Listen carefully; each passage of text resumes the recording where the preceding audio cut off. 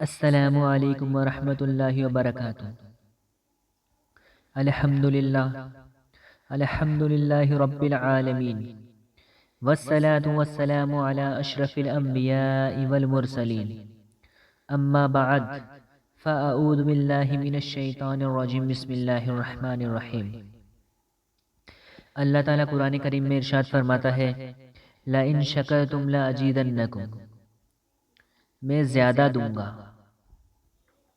صبر اور شکر میں کیا فرق ہے؟ صبر آسان ہے اور شکر مشکل ہے۔ صوفیہ نے فرمایا، حالانکہ شکر میں کیا کرنا کیا ہے؟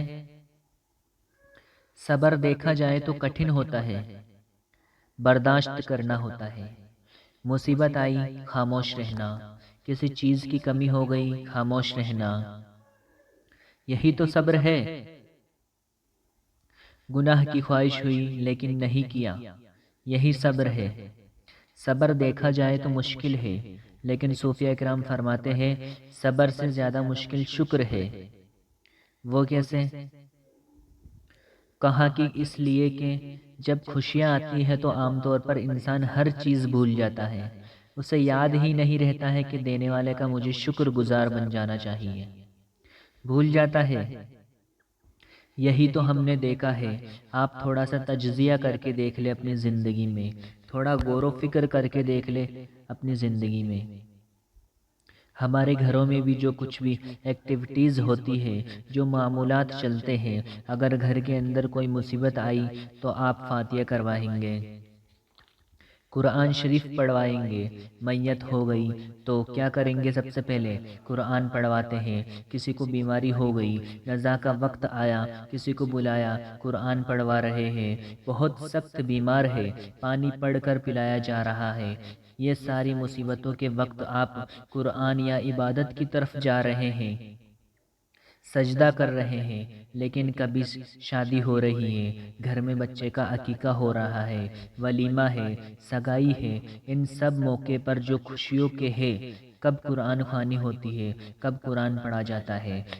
کیا رب ذوالجلال کی بارگاہ میں پہلے سے کوئی شکرانے کی محفل ہوتی ہے؟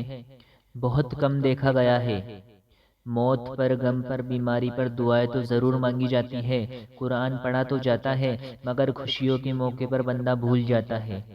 اس لیے صوفیہ کرام نے فرمایا شکر جو ہے یہ مشکل ہے، اور منافق شکر نہیں کر سکتا، یہ مومن کو عطا کی ہوئی نعمت ہے۔ شکر کرنا، شکر کیسے کریں گے آپ؟ شکر کے بہت سارے طریقے ہیں، صرف یہ نہیں ہے کہ زبان سے کہہ دیا الحمدللہ، بلکہ تمہارے ہاتھوں پیر بھی شکر کرنا چاہیے، تمہاری زبان بھی اور تمہارا دل بھی، تینوں طریقے ہیں شکر کے۔ کسی کی زبان چلتی ہی نہیں تو کیا وہ شکر گزار نہیں ہے؟ لیکن اگر اللہ رب العزت کے حوالے اپنے آپ کو کر دیا، دل سے کہتا ہے کہ مولا میرا کچھ بھی نہیں، سب تیرا ہے، وہ دل سے کہہ رہا ہے، وہ دل کا شکر ہے۔ ہاتھ اور پیر عبادت کے لیے اٹھاتا ہے تو یہ ہاتھ اور پیر کی طرف سے اللہ کا شکر ہے، اور پھر زبان سے کہتا ہے تو یہ زبان کا شکر ہے، الحمدللہ۔ اور میرے عزیزو، اللہ تبارک و تعالی کو شکر ہی پسند ہے، اور جو شکر کا سب سے بہترین لفظ ہے وہ کیا ہے؟ الحمدللہ۔ یہی ہے نا، آپ کو عادت ڈالی گئی ہے کہ کسی نے بھی آپ سے پوچھا کہ طبیعت کیسی ہے تو آپ کیا کہتے ہیں؟ الحمدللہ۔ چاہے سر درد ہو ہی رہا ہو لیکن آپ کہتے ہیں الحمدللہ۔ یہ شکر کرنے کا سب سے بہترین لفظ ہے۔ اب میں آپ کو بتاتا ہوں یہ سب سے بہترین لفظ ہے، اس لیے دیکھو کہ اللہ نے اپنی کتاب، آخری کتاب قرآن بھی اپنے حبیب پر اتارا تو اس کا سب سے پہلا ورڈ کیا رکھا؟ الحمدللہ۔ الحمدللہ سے پورا قرآن شروع ہوا۔